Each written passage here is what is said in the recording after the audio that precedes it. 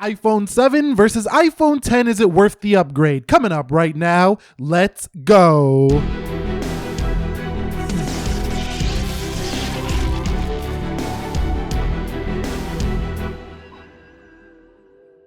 So what is up, guys? Nick here, helping you to master your technology, and welcome to the iPhone 7 versus the iPhone 10.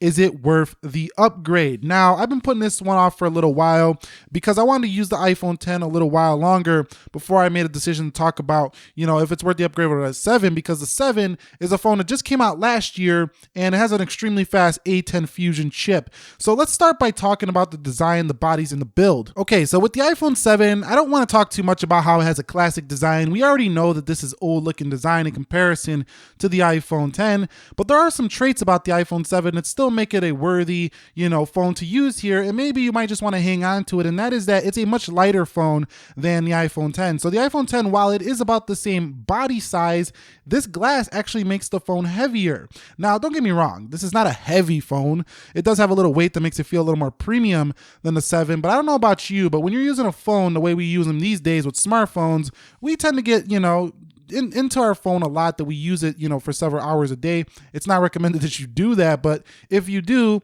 you're gonna have less strain with your hand on an iPhone 7 because it's a lighter phone. So also with a 4.7-inch screen on this design, it's actually easier to one-hand this device than the long stretch of this 18:9 style screen on the iPhone 10. It's still quite a reach here for people with small hands. Now, in terms of the design itself, we do have now basically no bezels, but the notch here on the iPhone 10 is questionable depending on what you think. I think you'll get over it once you use it a while, but at the same time, very different in design. I do think that you're getting a better design with the iPhone 10 overall, but you do have a less of a camera hump on the iPhone 7. You do have a lighter design again, and you don't have that easy to crack glass on the back. So you got to decide if you're going to really want to use a case with your next phone, because if you do come to the iPhone 10, you're definitely using a case, but it is a nice upgrade in design. So in terms of the display, let's talk about the iPhone 7 first. So the iPhone 7 is a 326 pixels per inch standard Retina display that was touted to be very color accurate, very well calibrated.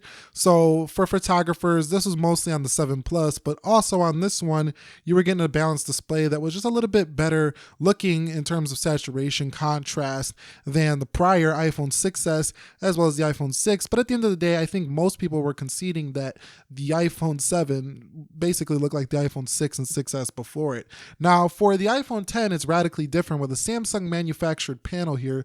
This is an OLED panel here, and it does have, very bright colors, very punchy colors, but it's a more narrow display, so it doesn't give you that widescreen feel, and it's kind of not visible, but it does flicker under camera lighting and under certain lighting, so your eye can't see this, but the iPhone 10 does flicker because it's an OLED panel. It also has the potential for burn-in, but it is a much better looking screen, I think, to most consumers' eyes if you were to look at both of them.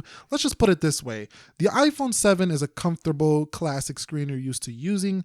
The iPhone 10 is a display that basically is going to stand out to most people when they walk into the store. At the end of the day, both are going to get the job done. It's going to really come down to personal preference, but let's talk a little bit more about the specs between the two. And a couple more things I want to talk about with these displays is, don't forget that you will have a notch that will cut into some content here on the iPhone 10. So if I go into calendar, for example, you're going to see it just kind of cuts in a little bit there. Not too much on that one, but let me see. If we go into the Safari, for example, and we're reading this article right here, you can see definitely cuts into the content up there. So keep that in mind. 458 pixels per inch there for iPhone 10, 326 pixels per inch here for the iPhone 7. So, you might potentially see a little bit more jagged edges on the iPhone 7's text. So keep that in mind there. I do also want to mention that both of these are IP67 rated, so they can get a little bit wet here and there. They can also get a little bit of dust, and it should be okay. Okay, so let's talk about software between both iPhone 7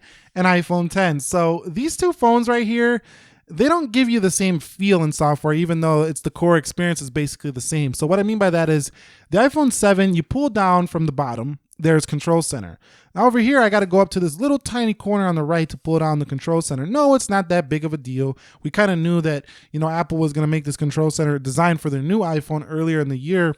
But even though that it's now here, it seems like it's a more efficient experience than the older version. So I kind of think that, it's a more refined feel. It feels like, it's just where it should be on iOS when it comes to the iPhone 7, whereas this feels like a first generation product, something everybody's got to learn.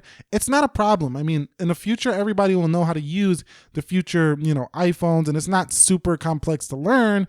But at the same time, when you've been working so many years, developers been working so many years to get their apps to be supported for this type of screen, the iPhone 7 still gives you a more complete feeling experience. So if you're asking about if it's worth the upgrade in terms of software, I would say not really. That's not really a deciding factor here. I would say in about a year, the iPhone 10 will feel like a more complete experience after developers have had time to get all their apps updated. Now, a lot of the core applications have been updated, but still there are plenty, and I mean plenty of apps that still give you a small screen within the iPhone and have not been updated yet here on the 10. So software more complete on the iPhone 7, but definitely a big change here for the iPhone 10 when it comes to the way you just operate iOS. So if you're looking for a different feel, you're sick of your old iPhone style, you might want the iPhone 10.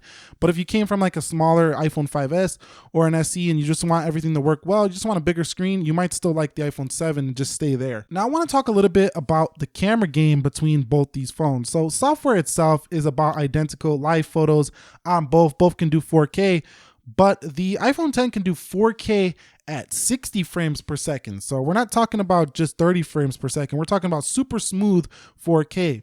Now the iPhone 10 also has a dual camera on the rear of the device. So that means that you basically can have a telephoto lens, which allows your iPhone 10 to zoom a little bit farther than your iPhone 7. Now the 7 Plus can zoom about as far as the iPhone 10, but we're talking about the iPhone 7 here. So if you do come to the iPhone 10, this is definitely a nice upgrade from your 7 when it comes to the camera. However, the quality itself of the photos, you're not going to be blown away by these if you've used the 7. The quality itself from both the front and the rear are not a massive improvement over the iPhone 7. So just keep that in mind. You're getting some nice software features and portrait modes and all these little contour features and stuff here for the iPhone 10, but you're not getting a huge, massive, great deal of quality increase over your iPhone 7. So what about the battery life on both the iPhone 7 and the iPhone 10? Well, I can basically say that the iPhone 7 is a phone that got me through most of the day. Let's say 9 o'clock in the morning to about 8 o'clock at night.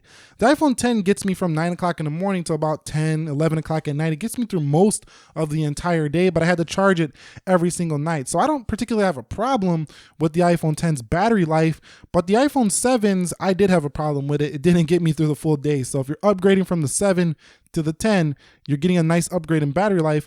However, if you're looking for a true massive upgrade in battery life, I would recommend you go from the 7 to the 8 Plus. So let's talk about call quality between both of these. So right off the bat, I just want to tell you the iPhone 10 has a better earpiece. It sounds clearer. It sounds a little more crystal clear than the iPhone 7. Also, since we're talking about call quality, let's talk about the signal strength. So I've had a little bit more dropped calls, to be honest with you, on the iPhone 7 versus the iPhone 10. Now, not everybody's experience is the same. Networks might play a factor in this. Where you're at, where you're calling might play a factor, but honestly, I've just been having a better experience with call quality strength on the iPhone 10. So keep that in mind. That's my experience. Yours might differ. Since we're talking about, networks and stuff like that, let's talk about the Bluetooth 5.0. If you do come over here to the iPhone 10, you will get faster connections with your Bluetooth here. So you go to Bluetooth 5.0, which essentially just allows your iPhone to just faster connect to any Bluetooth devices. Anything that requires that will be a little bit quicker. So keep that in mind as well. Talking about audio, if you do go to YouTube, for example, and watch, say, a Nick Ackerman video here, definitely you have a louder, more crystal clear experience with the speakers for the iPhone 10. And I can't deny it. I think the iPhone 10 is one of the best, if not the best sounding speakers on any smartphone this year. So let me go ahead and turn it up just a little bit.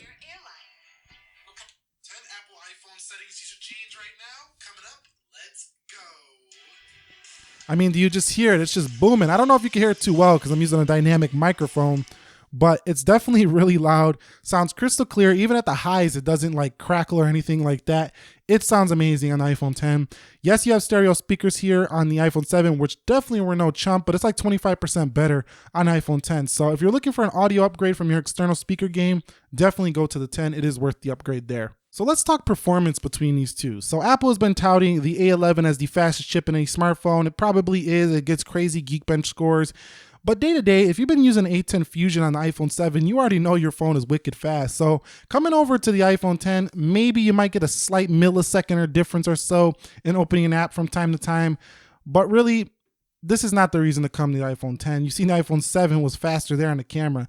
This is not the time to come to an iPhone 10 if you're just coming just straight for performance. Phones are just so fast now that, you know, coming to it for that would just be not really a good value in using your money on a phone like the iPhone 10 just because you think you're going to get a huge speed increase. It's just not that much of a difference, even though the A11 is the fastest chip on a smartphone right now. So that's it. We talked about, you know, the design, we talked about the battery, we talked about the builds, we talked about the performance, we talked about the software differences, we talked about the camera, we talked about the call quality.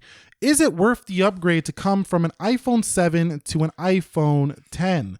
Well, I mean, you're looking at last year's phone. So first of all, your phone's not that old. I think if you have a good deal, like you have a carrier subsidy or you just find a deal you cannot refute for the iPhone 10, it's going to be pretty easy for you to get it, or somebody's getting it for you for a gift. You know, this is the one. If I was asking for a gift, I would ask for the iPhone 10. I wouldn't ask for the 7. But we're talking about upgraders here.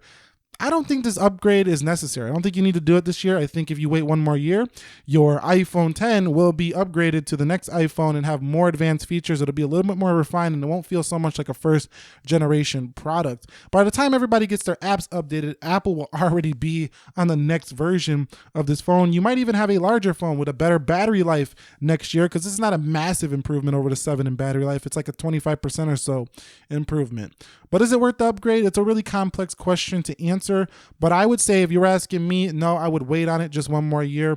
Unless, of course, like I say, you get a crazy deal or you're on some jump program like from T-Mobile or something where you could just kind of go to the next phone every year. If you're on one of those programs, of course.